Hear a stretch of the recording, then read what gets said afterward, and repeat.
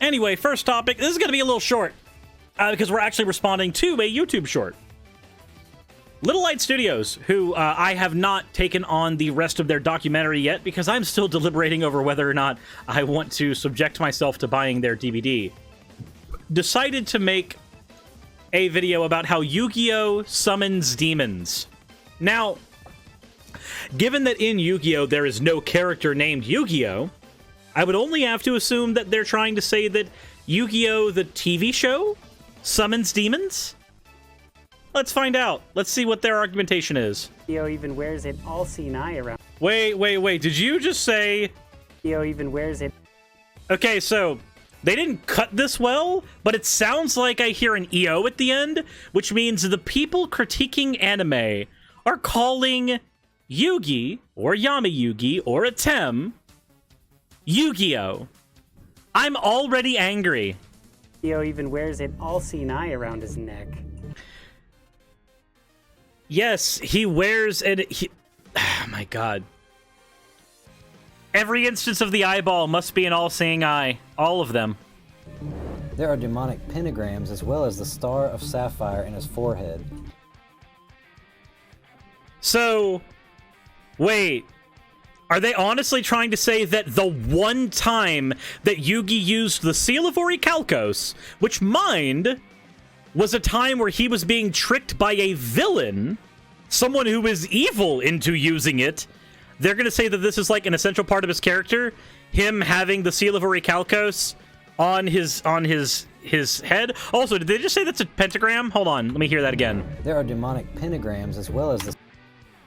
That? Wears it all-seeing eye around his neck. There are demonic pentagrams. That's not a pentagram! That's not a pentagram! What? Guys, how many points are on the Seal of Orichalcos? That's not a fucking pentagram! Little Light Studios, I know you guys watch my stuff. I know you did. Why are you guys so fucking stupid? Why? Can you not fucking count? Of all of the things in all of the times that I have covered your shit, 4 seconds of this video, you've gotten 3 fucking things wrong. The character's name, the fact that this is something that is not always on his character, and you can't even fucking count! How? How do you do this? In 4 seconds, you have 3 things wrong. This is like when Aaron Ra was dealing with Kent Hovind. And he just went, wow, he talked for 10 seconds and said just as many lies, if not more. As well as the star of sapphire in his forehead. This symbol was made famous by Aleister Crowley's sex magic book and is closely associated with the Kabbalah Tree of Life. Okay, and yes, while this might be true, remember that the Seal of Orichalcos was used by villains in the Yu-Gi-Oh! Show. It was used by people who meant ill. They meant to destroy the world. Of course, there are going to be those connotations there. That was on purpose. And again, saying that these are parts of Yugi's character is fucking incorrect. The spell cards are used to summon the most evil demons, even coming out of pentagrams on the ground. So wait, hold on. At no point in here are the monsters being summoned by the pentagrams. They're holographic. In the story of the show, these are holograms. At one point, Yugioh summons the Great Red Dragon by sacrificing some demons. Who is Yu-Gi-Oh? Who the fuck is Yu-Gi-Oh? Who is this man's? Who the fuck is Yu-Gi-Oh? You absolute dipshits. Okay, look. Also, he summons the Red Dragon by sacrificing some demons. No, he summons Slifer the Sky Dragon, who in Japan is Osiris. This is not the Red Dragon. As you're trying to connect it to biblical lore, this is based off Egyptian mythology. I sacrifice my Jack's Knight, my Queen's Knight, and my King's Knight! Those aren't demons, those are warriors! What? No, wait, no, what? You just said those were demons! Those are warriors! Those are not demons! Jack's Knight, King's Knight, and Queen's Knight are all warrior type. They are even light attribute. They are not demons. Dicks for brains. All of them. Everyone at Little Light Studios has a cock in their skull. In order to summon Slifer, the Sky Dragon! During the last episode, Yugioh, who was possessed... Yugioh. During the last episode, Yugioh, I'm gonna fucking scream. I'm gonna fucking scream. by the spirit of Pharaoh is walking off into the light. We see one of the characters, ironically with a cross around her neck, crying that he is leaving. No! No, you fucking idiot! This scene is not what you're describing. Here's what's happening in this scene. Spoilers for the show. 20 years fucking later. This is not Yugi possessed by the Pharaoh walking into the light in the final episode. This is Atem, the actual Pharaoh, going to die. His friend Taya is upset because he's going to die. The end of the entire plot of Yu-Gi-Oh is a quest for the Pharaoh to get his memories back so he can commit suicide. That's the story. He literally goes back to his time to die. He goes to the afterlife. That's what's happening here. Yugi is still alive, and in this moment, his body is completely separate from Yami, or Atem. Episode, Yugioh, who is possessed by the spirit of Pharaoh, is walking off into the light. We see one of the characters, ironically with a cross around her neck, crying that he is leaving. Oh no! Friends who are part of different religions can be friends with one another?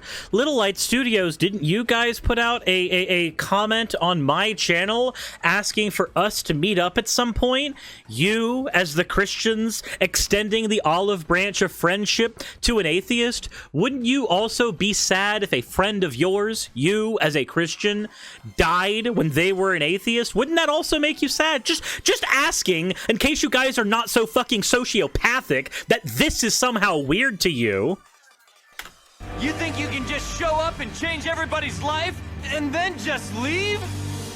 It's stated that he is not actually leaving them because he will always live on with them. Yeah, this is a pretty normal refrain. Everybody who's ever had a family member die says the same shit about, oh no, they'll live on in your hearts. They'll live on in your memories. That's all this is. Dear God, that is not a thing worthy of commentary. In their hearts. Because everything you've given us stays right here in our heart. I like how they had to cut to get that part to fit into the video. They had to speed up what Joey Wheeler was saying. But they could not provide that same service to their butchering of Yugi's name. I guess they didn't have to, since they said his name incorrectly, what, 15 other fucking times in that video? Holy God shit. Little Light Studios. Every one of you over there, every one of you involved in creating Anime Exposed, I need to know, how is it that the two sides of your brain do not separate with the desperately high amount of cocks swimming through your cranium? How? I need to know. There was a point where I was willing to grant charity and say, oh, maybe they just don't understand. But when you get the most basic stuff wrong, the absolute most bog standard shit that you should be able to correct easily just by you're making a documentary. You should be able to correct this shit. Bam. Takes no time. You even show clips in other episodes of you, like, scrolling through the Wikipedia articles. You could look, how do I pronounce this thing's name? He's the main character. His name is Yugi. Spoiler for the show, the Pharaoh's name is Atem. We find that out near the very end. This is why y'all got completely decimated in Facebook groups. Let me see if I can find it. Let me see if I can do this, like, super quick. Because if I can't do it super quick, then I'm not going to do it. But I was sent something interesting. Something absolutely bonkers hilarious. Where apparently, Little Light Studios tried showing their dumb shit in an actual Christian group. Let me see if I can find it. Gonna take just a second if I can. Let's see. I might not be able to find it quick enough. And if that's the case, then I'm terribly sorry that I've given you all blue balls here. Yeah, this may be a blue balls moment. And I'm sorry. Did not mean to give you all blue balls.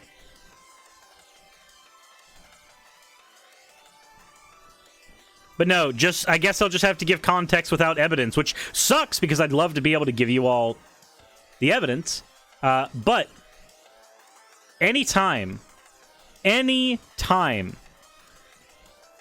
these guys have shared their shit in a Facebook group, they've gotten dunked on. And it was funny.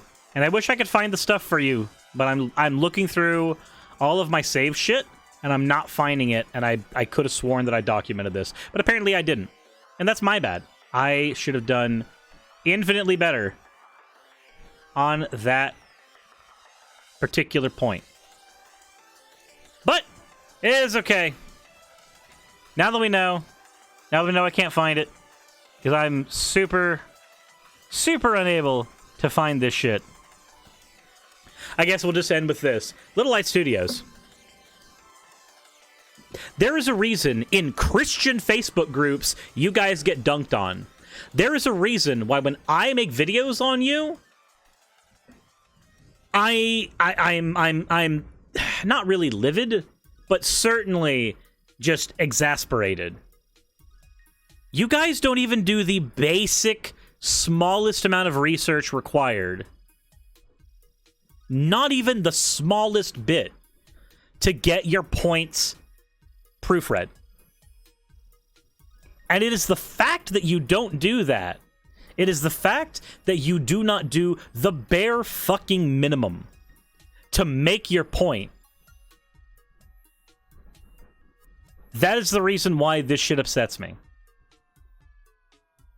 Because at the end of the day, it should take no effort to get the main character's name in a show correct.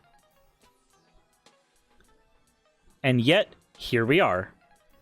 And you can't. Because of course you can't.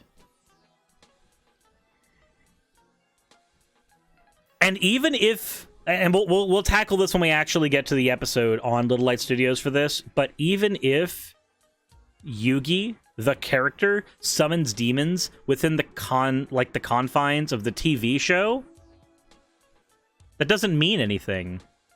Because a character doing something within the realm of fiction is perfectly fine. There's no super problematic thing that happens as a result of that and that alone. Oh, never mind. Never mind. I found it. I found it. So, the Christian anime group. I can't believe that I actually did find this. I was scrolling through. I was buying time to find this in my archives. I couldn't find it, so I tried to find the conversation where this was lifted from. So you guys posted your part 1. This documentary exposes the anti-biblical messages of animes from Dragon Ball to Seven Deadly Sins and everything in between. This should be an eye-opener for any fan of anime. So you guys posted that. And the very first thing you get is another member in the Christian group saying, honest feedback, much like the dubious quack of the satanic scare in the 80s, the trying to turn fiction into reality marches on. The anime and manga that I've been watching and reading hasn't turned me to some kind of devil worshipper, much like D&D didn't teach me to launch a fireball or a lightning bolt. There are so many meaningful anime and manga. Fruits Basket, Darling in the Franxx, I Want to Eat Your Pancreas. No, it's not about zombies. Love is War, that are wonderful. Being afraid of fiction pushes people away from the church. Rarely does it lead people to the church. If you want to bring people to the church, do a documentary on, say, 40 Days for Life and Prison Fellowship. And of course, Mike Jenny here, one of the people who was responsible for making the Little Light Studios documentary, goes, ouch, thank you, God bless. Oh, but we got more. Don't worry, we got more. From Yuhan here, may I ask, do you only join anime-related Christian groups just to share this video? Because your agenda and bias is screaming here. You want to talk about Gnostic messages? Go research the infiltration of the QAnon cult into Christianity. Anime doesn't parade around pretending to contain secret knowledge, the definition of Gnosticism. The worst that anime could ever be is ignorant, not malicious. Because, surprise, surprise, Christianity is a minority of minorities of faiths in Japan. They're not actively being anti-Christian. And then another person, again, this is a Christian anime group, another person responds, geez, this guy's Facebook page is filled with preaching to the choir. I didn't see the torches and pitchforks, but I am sure they're not far behind. And we can keep going. We can keep going. From Brandon, so I attempted to watch the first part and I got 20 minutes in. They had literally made the same mistake most overzealous Christians make. They started nitpicking the fact that anime plots follow and twist religions. If they knew anything about anime, they would know that Japanese writers do this all the time for fiction. Also, they purposely start out with the darkest animes there are, and there's a see more, but when I was sent this, it was not actually clicked. Said also, I'd like to call out Mike Jenny on the fact that he just joined this group today, and the first thing he did was post this. Holy shit. Mike Jenny, are you a fucking idiot? The first thing you did when joining the Christian anime group was to try to fucking proselytize to the choir? The first thing you did was to try to peddle your garbage? Really? That's the first thing you did? And your own are calling you out. So Mike tries to defend himself. Hey guys, sorry. I thought we were Christians before we were otaku. I didn't think I'd get slammed by my own brothers and sisters in Christ. I thought that this would be the best place and safest place to get feedback. Instead, I'm mocked and accused of having an agenda. This has been a disappointing experience. Let's go ahead and see what Ben's response to that one was. Hey, Mikey, just some constructive criticism. I think a small part of the problem is that you just signed up and your first post is getting feedback and advertising for a video you created. A lot of places consider that to be spam and don't look too kindly on it. To add to that, many here felt like it was an attack because there wasn't a lot of context. It probably would have been better to join in on some discussions first and get to know some of the people here before introducing content like that. Not untrue. If I were to go into random leftist groups and just start spamming my shit, people would start looking at me and going, hey, why the fuck are you advertising here? How did you earn that? Jesus Christ, that rolling thunder is a lot. That's a lot. That's a lot of thunder. For future feedback, I would advise laying a lot of groundwork first. Focus on identifying and exposing agenda behind these types of works, rather than pointing at the work itself. For example, I could just say that Star Wars is Luciferic, which would probably anger a lot of people, but I think it would be better to talk about George Lucas's belief in occult spirituality and his connection to organizations such as the World Commission and global consciousness and spirituality for the agenda it pushes.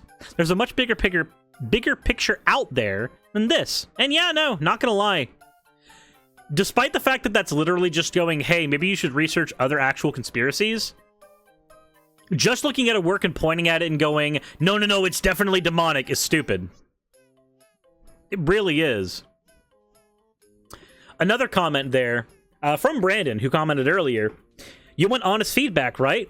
Well, you got it, and no one slammed you. They just called you out.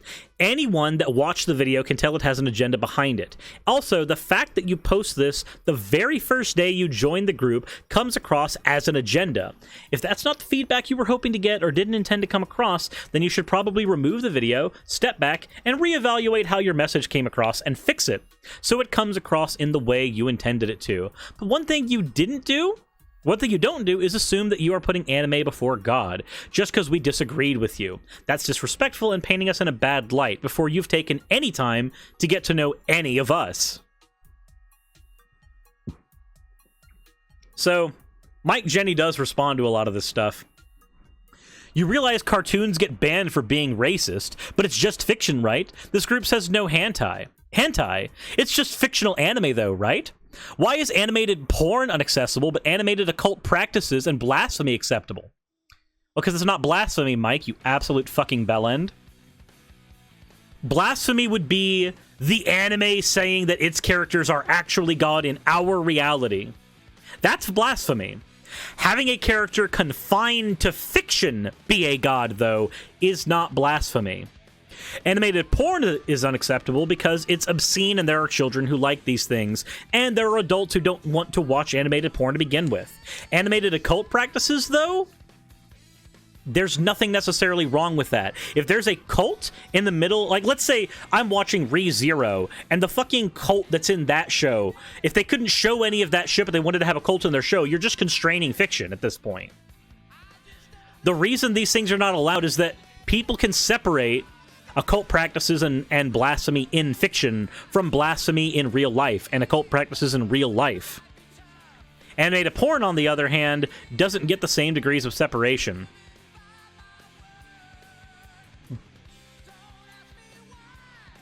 And of course, the most Christian take of all this time, money, and effort could have gone into an actual ministry or legitimate outreach, but this is frankly embarrassing and not only a gross generalization of an entire genre of media, but it will only harden the hearts of non-Christian anime fans. You don't want to end up a laughingstock like that infamous video of the televangelist calling Pokemon demonic. And then, of course, he starts quoting the Bible at them. Little Light Studios, I hope being eviscerated by your own has been a learning experience for you. And I hope you've learned... I know you haven't, because these episodes, these little bits were taken from several weeks ago. And I know for a fact that the clip that we watched was clipped just a bit ago, right? Let's go and take a look at the time. What's the timestamp on that? Yugioh even where? Shut up. Stop mispronouncing Yugi's name. Okay, so March 2nd. So this, I thought this was clipped a little later, but no, this is a clip from when it was taken. Maybe you have learned this lesson from then. Maybe you have. My foot is in my mouth. I'm wrong. But unlike you guys, I can admit when I'm wrong. I thought that this clip, because of the nature of shorts, was taken way after the fact to advertise your shit to people. And so you hadn't learned the lesson of multiple other Christians eviscerating you for everything you are. And I got corrected immediately by evidence that was right in front of my face. I'm sincerely hoping that the same can be said for you eventually. With that said, though, hopefully you guys enjoyed this meandering episode about Little Light Studios. Part 8 of Anime Exposed will probably be done in the next few weeks. I gotta convince myself to get that fucking DVD. That said, you guys, if you enjoyed the episode, hit the like button if you haven't already, subscribe if you haven't already, and follow over on Twitch if you haven't already. And also, if you haven't checked out the Sunset City podcast, you should probably definitely do that. As always, everyone, though, insert end of video tagline here.